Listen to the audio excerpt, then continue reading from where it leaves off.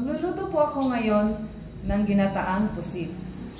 Ang ating sangkap na gagamitin ay kinayod na niyog para sa gata, kalabasa, kamatis, luya, sibuyas, bawang, berde at pulang sili, tanlad, paminta at mustasa, at green bell pepper at sariwang pusit. Sisimulan ko na ang pagluluto ng ginataang pusit. Maglagay ng cooking oil.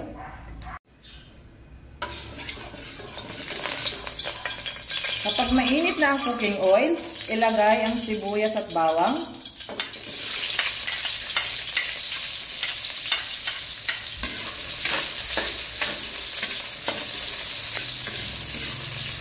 Isunod na rin ang luya.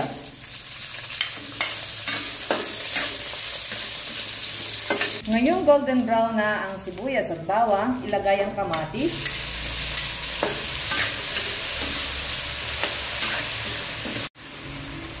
Ngayong luto na ang kamatis, ilagay natin ang fresh pusit.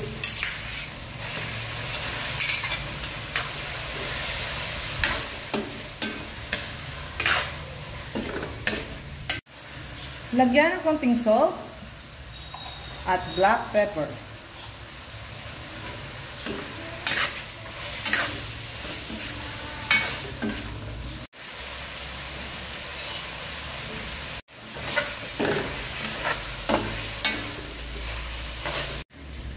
Saglit lang lutuin ang pusit upang hindi ma-overcook. Tanggalin muna natin ito sa kawali.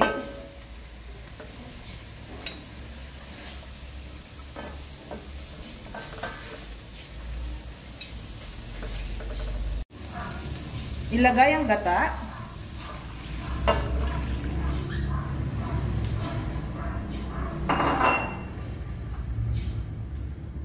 At ilahok na rin ang kalabasa. Ilagay ang berdeng sili at tanlad.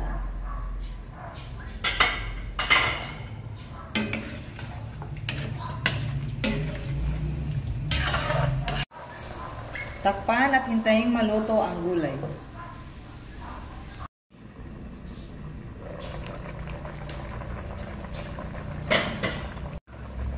Ngayong luto na ang kalabasa, ibalik ang pusit sa kawali.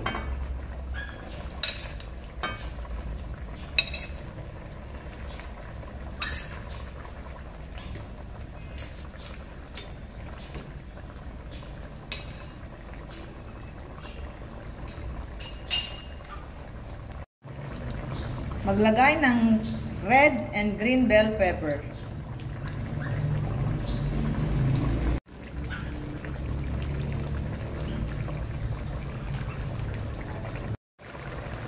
Ngayong luto na ang pusit, ilagay ang mustasa.